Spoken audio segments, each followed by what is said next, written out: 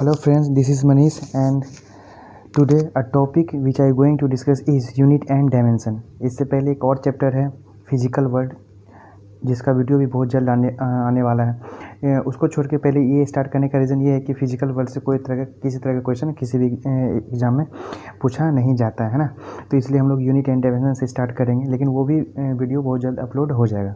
तो unit and dimension में बहुत से स्टूडेंट को ये भी पता नहीं होता है कि हमको पढ़ना क्या है, या पढ़ भी लेते हैं तो फिर भी पता नहीं चलता है क्या क्या पढ़ें, है ना। इसलिए इस चैप्टर में हम लोग पढ़ने क्या जा रहे हैं वो सबसे पहले देखेंगे। क्या क्या पढ़ने जा रहे हैं, ये कोर्स स्ट्रक्चर है। इसमें हम लोग फिजिकल क्वांटिटीज़ पढ़ेंगे, इसमें फिर हम उसके बाद हम लोग fundamental and the derive units के बारे में हम लोग पढ़ेंगे। फिर हम लोग सिस्टम ऑफ यूनिट्स पढ़ेंगे, एसआई यूनिट्स किसको बोलते हैं, एमकेएस यूनिट्स किसको बोलते हैं, सीजीएस के बारे में पढ़ेंगे। ये हम लोग क्लास 9 में थोड़ा बहुत आइडिया चला था इसके बारे में। मेजरमेंट ऑफ द लेंथ के बारे में हम लोग पढ़ेंगे। फिर dimensions and the dimensional formula पढ़ेंगे, टाइप्स ऑफ द क्वांटिटीज़ पढ़ेंगे, टाइप्स और dimensional equations and the applications के बारे में पढ़ेंगे। सिग्निफिकेंट फिगर, ये अभी तक इस टॉपिक का सबसे इम्पोर्टेंट क्वेश्चन, क्योंकि इससे कुछ क्वेश्चंस एग्जाम में पूछा जाता है। Algebraic operations on the significant figure, ये भी टॉपिक बहुत इंपॉर्टेंट है। And most important error and the types of the error and types of the error, जो इस चैप्टर का इम्पोर्टेंट टॉपिक में से एक है ना। तो पहला जो टॉपिक था वो क्या था, फिजिकल क्वांटिटीज़। क्या था, फिजिकल क्वांटिटीज़, है ना। फिजिकल क्वांटिटीज़ किसको बोलते हैं, जैसे the quantities which can be measures and by the means of which we describe the laws of the physics, that is mass, length, time, density. ये सब हमारा क्या है, ये सब हमारा फिजिकल क्वांटिटीज़ है। फिजिकल क्वांटिटीज जिसको हम लोग क्या कर सकते हैं, मेजर कर सकते हैं। जैसे मेरा ये पेन है, इसके लेंथ को हम लोग मेजर कर सकते हैं, इसके मास को हम लोग क्या कर सकते हैं, मेजर कर सकते हैं। जिसको मेजर करेंगे वो हमारा फिजिकल क्वांटिटीज़ में आएगा। तो फिजिकल क्वांटिटीज़ में क्या क्या नहीं आएगा, जैसे हैप्पीनेस, है ना, सैडनेस, ये सब हम लोग मेजर नहीं कर पाएंगे। ये हमारा फिजिकल क्वांटिटीज़ में नहीं आएगा, है ना। फिजिकल क्वांटिटीज़ का जब बात करते हैं तो दो चीज़ों का ध्यान देना होता है ना। To express the measurement of the any physical quantities completely the following two things are necessary to the mention. वो क्या है, यूनिट, दूसरा क्या है, न्यूमेरिकल्स वैल्यू। क्या है, यूनिट एंड दूसरा क्या है, न्यूमेरिकल्स वैल्यू। यूनिट में हम लोग जैसे अब मान लो जैसे एक ए है और ये बी है, ए से बी तक का डिस्टेंस अगर 15 किलोमीटर है ना, 15 किलोमीटर, तो हम लोग क्या बोलते हैं, ये 15 मेरा न्यूमेरिकल्स वैल्यू हो गया, किलोमीटर मेरा यूनिट हो गया, है ना। बिना यूनिट के हम लोग कोई डिस्टेंस मेजर नहीं कर पाते हैं, है ना। चलिए यहाँ तक हो गया। दूसरा है क्लासिफिकेशन जो हम लोग करते हैं। क्लासिफिकेशन जो हम लोग करते हैं वो किस किस बेस पे करते हैं, है ना। तो classification based on directions properties, है ना। तो डायरेक्शंस के पॉइंट ऑफ व्यू से हम लोग दो अपने जो फिजिकल क्वांटिटीज उसको दो पार्ट्स में हम लोग डिवाइड किए हैं, scalar quantities and vector quantities. इसका दोनों का आइडिया हम लोग क्लास 9 में थोड़ा बहुत किए थे, है ना। चलिए आज डिटेल से बात करेंगे इस टाइम में। स्केलर क्वांटिटीज किसको बोलते हैं, the physicals quantities which have only magnitudes, है ना। मैग्नीट्यूड वही जो न्यूमेरिकल्स वैल्यू को ही हम लोग मैग्नीट्यूड बोलते हैं। जैसे 15 था तो 15 इसका मैग्नीट्यूड होगा, है ना। बहुत से स्टूडेंट को मैग्नीट्यूड समझ नहीं आता था। जो न्यूमेरिकल्स वैल्यू होता है उसी को हम लोग मैग्नीट्यूड बोलते हैं। क्या है इसका definition, the physical quantity which have only magnitude but not directions are called the scalar quantities, है ना। तो उसमें जिसमें डायरेक्शन हम लोग इंक्लूड नहीं करते वो मेरा स्केलर क्वांटिटीज आता है। जैसे मास, जैसे मान लो इसी का मास अगर मान लो हम 10 ग्राम लेते हैं तो 10 ग्राम हम लोग डायरेक्शन नहीं बोलते हैं कि इसका नॉर्थ है 10 ग्राम नॉर्थ या 10 ग्राम साउथ है। लेंथ से इसका लेंथ ही अगर 15 मीटर है तो हम लोग ये नहीं बोलते हैं कि इसका जो लेंथ है 15 मीटर नॉर्थ है या 15 मीटर साउथ है ना। तो जिसमें डायरेक्शन नहीं होता है उसमें उसको हम लोग स्केलर बोलते हैं। जैसे मास, लेंथ, डेंसिटी, ये सब जो है मेरा इसमें आता है। अब वेक्टर क्वांटिटीज किसको बोलते हैं, the physical quantities which have both magnitude and directionals are called the physical quantities, है ना।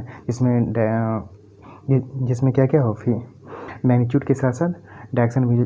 जैसे कि ये फोर्स है ना, तो फोर्स में हम लोग बोलते हैं कि किस डायरेक्शन में हम लोग फोर्स लगाएं। 15 न्यूटन फोर्स जो है, जैसे 15 न्यूटन हो गया इसका फोर्स का यूनिट, है ना। 15 न्यूटन के साथ हम लोग इसका डायरेक्शन भी लगाते हैं। डिस्प्लेसमेंट में हम लोग बोलते हैं, है ना। इसमें नॉर्थ साउथ भी हम लोग इसमें इंक्लूड करते हैं, है ना। तो वो मेरा वेक्टर क्वांटिटीज़ में होता है ना। कुछ ऐसा भी है जो ना ही स्केलर है और ना ही वेक्टर है। जैसे there are some physical quantities there are some physical quantities which are not completely specified even by the magnitude unit and the direction. ना ही मैग्नीट्यूड होता है उसमें, ना ही यूनिट होता है, ना ही डायरेक्शन होता है। These physical quantities are called the tensor. Tensor के बारे में भी हम लोग पढ़ेंगे, है ना। फॉर एग्जांपल इसका देख लेते हैं अभी फिलहाल, है ना। मोमेंट ऑफ द इनर्शिया, अभी ये मत बोलना सर ये क्या है, इसको हम लोग आगे डिटेल्स में पढ़ेंगे। स्ट्रेस के बारे में पढ़ेंगे, परमिटिविटी के बारे में हम लोग पढ़ेंगे। दूसरा इसका है बेस ऑन देयर डिपेंडेंसी, है ना। डिपेंडेंसी के हिसाब से जो है फिजिकल क्वांटिटीज़ कितने तरीके का होता है ना। तो वो देखते हैं फंडामेंटल और द बेस क्वांटिटीज़। फंडामेंटल और बेस क्वांटिटीज़ किसको बोलते हैं, है ना। तो इसका फंडामेंटल एंड डेराइव, इसका भी थोड़ा बहुत आइडिया हम लोग को क्लास 9 में हो गया होगा, है ना। अब देखते हैं फंडामेंटल और बेस क्वांटिटीज़ क्या है। The physical quantities which are independent और ईच अदर, है ना। वो एक दूसरे से क्या होता है, इंडिपेंडेंट होता है, उसको हम लोग बोलते हैं, है ना। या तो फंडामेंटल के नाम से ये ज़्यादा फेमस है, इसको हम लोग बेस क्वांटिटीज़ भी हम लोग बोल सकते हैं। जैसे लेंथ, मास, टाइम, है ना। जैसे मान लो इसी पेन का हम लोग लेंथ लें 15 मीटर, तो इसमें किसी और का हमको ज़रूरत नहीं है ना। जैसे मास से लेते तो अगर इसका मास लेंगे तो इसमें किसी और का जो हेल्प नहीं लेना होगा। टाइम भी हम लोग लेते हैं तो किसी ये इंडिपेंडेंट होता है। दूसरा क्या है डेराइव क्वांटिटीज़। डेराइव क्वांटिटीज़ किसको बोलते हैं, any physical quantities which can be derive from fundamental physical quantities by multiplying और the dividing them is called the derive quantities, है ना। जैसे इसमें बोलने का ये है कि डेराइव क्वांटिटी उसको बोलते हैं जो फंडामेंटल से ही हम लोग क्या करते हैं, बनाते हैं, चाहे वो उसको मल्टीप्लाई करके हो, चाहे वो उसको डिवाइड करके हो। जैसे फॉर एग्जांपल लेते हैं स्पीड, जैसे यहाँ पे ले लिए स्पीड, है ना। स्पीड क्या करें, स्पीड मीन्स क्या हो गया, स्पीड है इसका फॉर्मूला जो होता है वो डिस्टेंस बाय टाइम। तो डिस्टेंस भी हमारा क्या है, ये मेरा डिस्टेंस में हम लोग लेंथ लेते हैं, जो मेरा क्या है, ये फंडामेंटल मेरा है। उस पर टाइम भी लिए, टाइम मेरा क्या है, तो इस दोनों को डिवाइड करके यहाँ बोला था ना fundamental physical quantities by multiplying, या तो मल्टीप्लाई होगा या डिवाइडिंग, तो इसमें डिवाइड हो रहा है ना। तो कहने का मीन्स इतना है कि डेराइव क्वांटिटीज़ जो होता है वो फंडामेंटल और बेस क्वांटिटीज़ से हम लोग के उसी की मदद से या तो मल्टीप्लाई करके या तो डिवाइड करके निकालते हैं। जैसे यहाँ पे एरिया हम लोग क्या लिख सकते हैं, लेंथ इंटू ब्रेथ। तो लेंथ मेरा क्या है, फंडामेंटल है, और मेरा ब्रेथ, इसमें भी हम लोग लेंथ ही मेजर करते हैं ना। तो ये जो है फंडामेंटल और बेस क्वांटिटीज़ के हेल्प से हम लोग डेराइव क्वांटिटीज़ को क्या करते हैं, मेजर करते हैं, है ना। उसके बाद है सिस्टम ऑफ द यूनिट, है ना। सिस्टम ऑफ यूनिट, इसमें कितने तरह का, इसमें तो इसके अलावा भी एक और दो है, लेकिन जो मेन है उसी को हम लोग मेंशन किए हैं। जैसे लेंथ है, मास है, टाइम है ना। तो ये सीजीएस ये है ना, ये सिस्टम ऑफ यूनिट है। हम 3 यूनिट लेकर यहाँ सीजीएस, एफपीएस और एमकेएस, और एक फाइनल जो है एसआई। तो लेंथ, तो इसमें हम लोग लेंथ के लिए, मास के लिए और टाइम के लिए किसको लेते हैं, तो सीजीएस में लेंथ के लिए सेंटीमीटर, मास के लिए ग्राम और टाइम के लिए सेकेंड। एफपीएस जो ब्रिटिश में ज़्यादा फॉलो होता है, जैसे लेंथ के लिए फुट, मास के लिए पाउंड, है ना। अभी भी हम लोग केक वगैरह पाउंड में ही लेते हैं, ये ब्रिटिश का ही देना है ना। और ये टाइम के लिए सेकेंड, है ना। एमकेएस में लेंथ के लिए मीटर और मास के लिए किलोग्राम और टाइम के लिए सेकेंड, है ना। इसमें एक नोटिस करने वाली क्या है कि ये तीनों सिस्टम ऑफ यूनिट्स में टाइम का जो था वो सेकेंड ही था, है ना। तो चेंजेस किस में आ रहा था, लेंथ और मास में चेंजेस आ रहा था, है ना। अब है कि ऐसा यूनिट का ज़रूरत क्यों पड़ा, है ना। तो यहाँ पे हम लोग देख रहे हैं ब्रिटिश कुछ और कर रहा है, एमकेएस, ये एसीएस, हर कंट्री का अपना अपना सिस्टम ऑफ यूनिट था, है ना। तो इसमें क्या होता था, बिजनेस करने में प्रॉब्लम है, कोई यूनिट कोई मीटर बोल के यूज़ कर रहा है, कोई सेंटीमीटर बोल के, कोई फुट बोल के यूज़ कर रहा है। अगर यहाँ के स्टूडेंट ब्रिटेन गया पढ़ने के लिए, या ब्रिटेन का यहाँ पे आया, तो उसमें क्या होता है, वो कुछ और यूनिट्स क्या कहते हैं पढ़ के आया, हम लोग कुछ और यूनिट्स पढ़ते हैं ना। इसमें पढ़ाई में भी प्रॉब्लम, हर तरीके से प्रॉब्लम, बिजनेस में भी प्रॉब्लम, साइंटिस्ट के कंट्रीब्यूशन में भी, है ना, ये प्रॉब्लम। तो सारे साइंटिस्ट मिलके एक ऐसा यूनिट्स को डिज़ाइन किया जो सारे वर्ल्ड में क्या वैलिड हो। तो उसके लिए एक ये जो SI का मतलब ही होता है इंटरनेशनल सिस्टम ऑफ यूनिट्स, है ना। तो ये क्या है, तो ये MKS का ही क्या है, अब ओवरऑल अपग्रेड MKS पद्धति को ही इसमें माना गया है ना। This system is modifications over the MK systems and so it also known as rationalized MK system, है ना। SI यूनिट्स को हम लोग MK rationalized system भी बोलते हैं। इन SI systems there are 7 fundamental units and 2 supplementary units। वो 7 fundamental units, ये बहुत सारे एग्जाम में पूछा जाता है ना। इसको हम लोग क्लास 9 में भी देख चुके होंगे, है ना। तो आज हम इसको डिटेल से पढ़ लेते हैं, जान जाते हैं ना। ये मेरा मास है, मास का यूनिट क्या होता है, किलोग्राम। ये पूछता है कि मास का ये जो यूनिट है, इसका मतलब ये बोलने का मतलब है ये SI यूनिट्स है ना। क्या ये SI यूनिट्स है ना। अब यहाँ पे क्या है, ये मेरा मास है, मास का क्या क्या होता है, किलोग्राम। इसका सिंबल kg होता है। लेंथ का मीटर होता है, इसका सिंबल m होता है। टाइम का सेकेंड होता है, इसका सिंबल s होता है। टेम्परेचर का केल्विन होता है ना। ये मेरा K होता है। लेकिन अभी भी हम लोग टेम्परेचर जो अपने बॉडी का मेजर करते हैं वो सेल्सियस में ही मेजर करते हैं ना, इतना डिग्री सेल्सियस। तो ये लेकिन SI जब पूछेगा तो केल्विन पूछे। वो बहुत से स्टूडेंट कन्फ्यूज़ कर देते हैं। हम तो डेली लाइफ पे यूज़ करते हैं सेल्सियस का, लेकिन सेल्सियस भी होता है ना, लेकिन हम लोग यहाँ पे केल्विन लेते हैं ना। ल्यूमिनियस इंटेंसिटी का ये कैंडला, ये और ये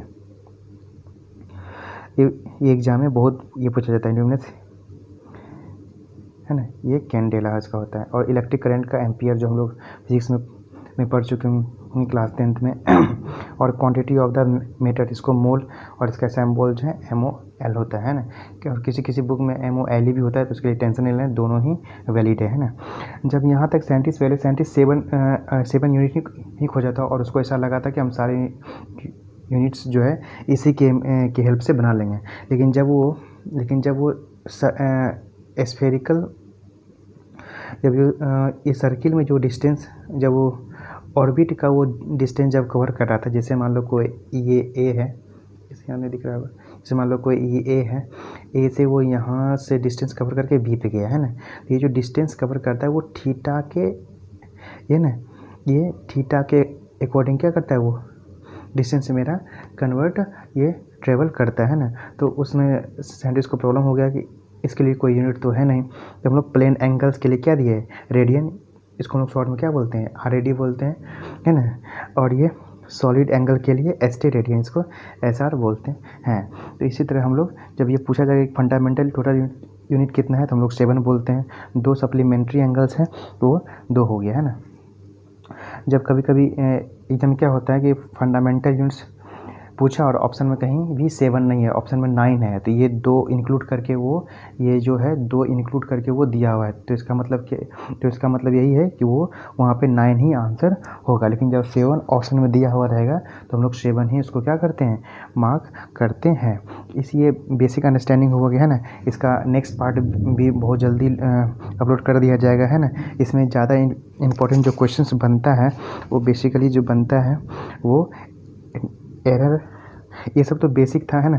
इसमें हम लोग इसमें जो पढ़ेंगे error and the types of the error, ये बहुत इंपॉर्टेंट है ना। Algebraic operations on the significance, ये सिग्निफिकेशन, ये फिगर, ये और ये सिग्निफिकेंट फिगर, है ना। ये 3 टॉपिक को बहुत अच्छे से पढ़ना है। इससे पहले वाला ये जितना भी टॉपिक है सब हम लोग क्लास 9 में थोड़ा थोड़ा पढ़ लिए हैं, या नहीं भी पढ़े, तो ये बेसिक सा चैप्टर है, बहुत आसान लगेगा, है ना। इसके बाद जो चैप्टर आएगा वो बहुत मज़ेदार है ना। तो ये जैसे कि नाम से भी दिख रहा है, यूनिट एंड मेजरमेंट, ये कोई खास, है ना, कॉन्सेप्चुअल चैप्टर नहीं। कॉन्सेप्चुअल इसमें 3 ही टॉपिक था जो मेंशन कर दिया, 8, 9 और 10, है ना। तो नेक्स्ट वीडियो बहुत जल्दी अपलोड होगा।